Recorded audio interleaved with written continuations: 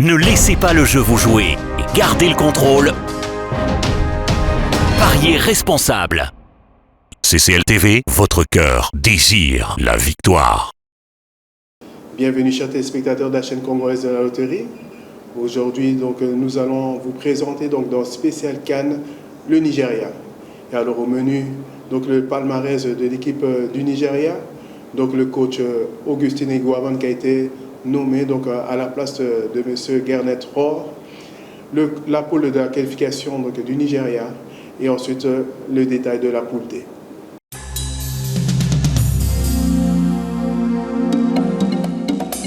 Le Nigeria. Quand nous parlons du Nigeria au football ici en Afrique, nous savons et nous pensons à des talents exceptionnels. Pourquoi? Parce que le Nigeria a donné vraiment des talents exceptionnels et des talents qui continuent à donner.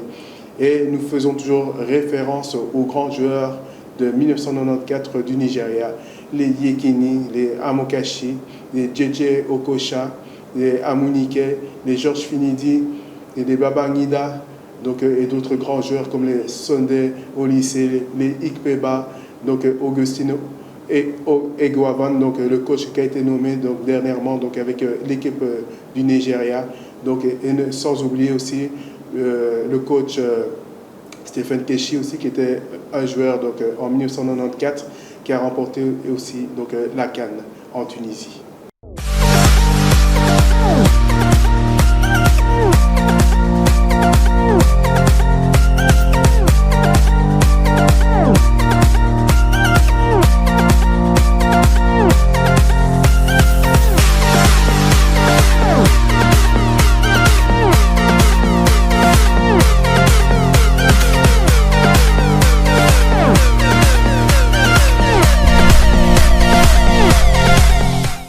Par rapport au palmarès du Nigeria, 3 victoires en Coupe d'Afrique.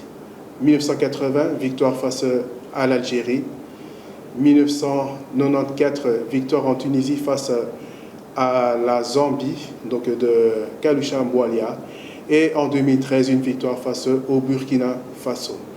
Ou sinon, par rapport au palmarès du Nigeria, le Nigeria a perdu aussi pas mal de finales, en 1984 face au Cameroun, 88 encore face au Cameroun, en 1990 battu par l'Algérie, en Algérie, et en 2000 battu à Lagos face au Cameroun.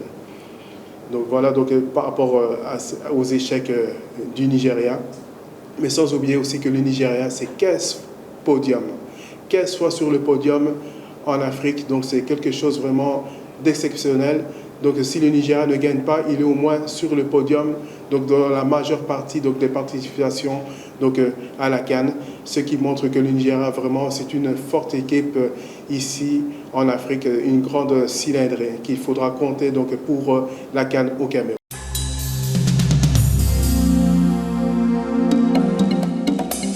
Par rapport au style de jeu du Nigeria, c'est un jeu puissant, physique, aussi avec l'ingéniosité. Au temps de JJ Okocha, c'était vraiment lui l'ingénieur au milieu du terrain, c'est lui qui pourvoyait les ballons et qui créait aussi des situations extraordinaires, incroyables. Pourquoi? Parce que JJ Okocha était un joueur extraordinaire au niveau de la distribution.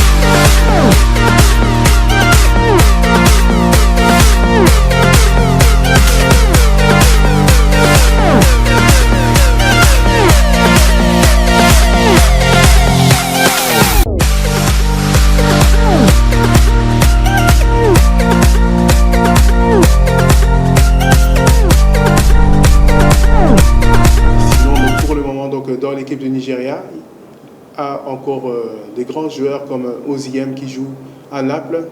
Nous avons le gardien, un jeune prometteur Maduka. Nous avons donc les Moses, les Owidi, les Dindi, donc pas mal de grands joueurs la relève. Et Chico Eze qui joue donc à Villarreal. Nous allons voir comment ils vont se débrouiller à la CAN Cameroun 2022, en espérant qu'ils ne rencontrent pas encore le Cameroun. Pourquoi? Parce que le Cameroun est vraiment l'épouvantail du Nigeria, donc en phase finale de la CAN, et même on verra aussi donc par rapport à la Coupe du Monde.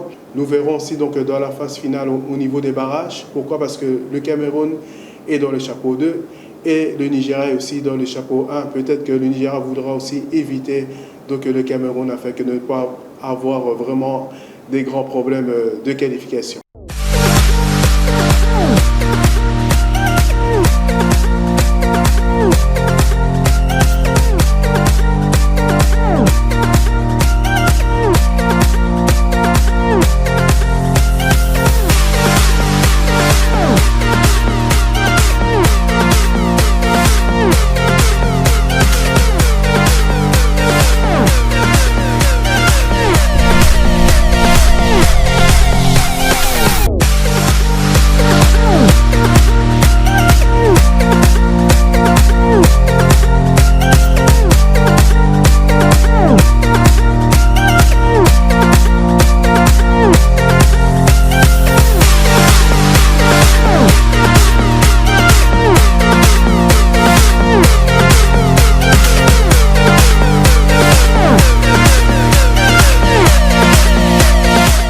Concernant donc le coach, il y avait un coach qui était en place, M.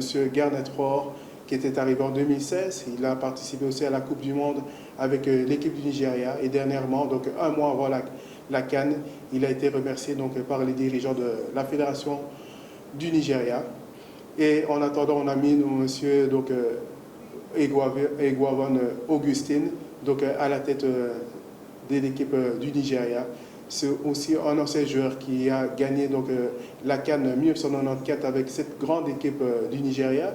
Donc il a une certaine expérience aussi acquise avec lui. Il a une grande expérience au niveau du jeune, au niveau donc, du Nigeria. Donc c'est pour ça qu'il fallait donner le flambeau à quelqu'un qui était déjà donc, avec les deux pieds donc, à l'intérieur de la fédération pour avoir une très bonne suite par rapport à la CAN.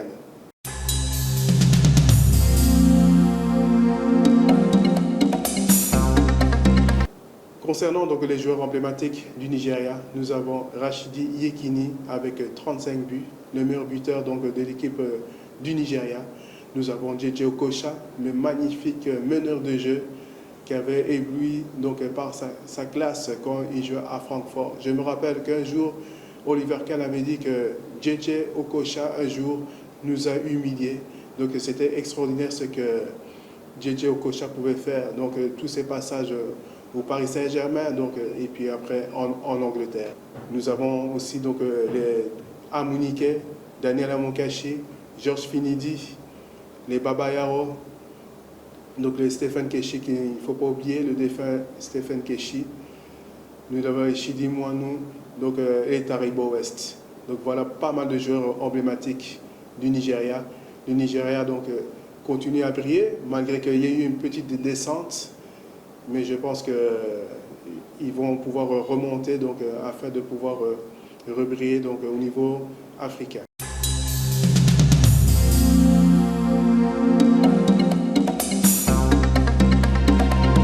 Concernant le groupe D, le Nigeria aura fort à faire. Le 11 janvier sera opposé à l'Égypte.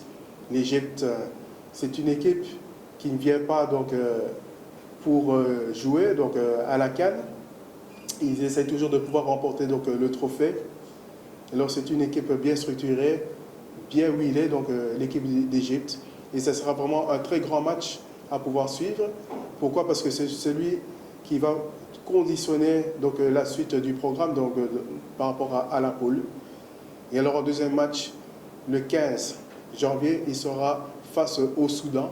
Un match qu'il faudra vraiment impérialement gagner donc, pour le Nigeria. Et le dernier match face à la Guinée-Bissau, donc le 19 janvier.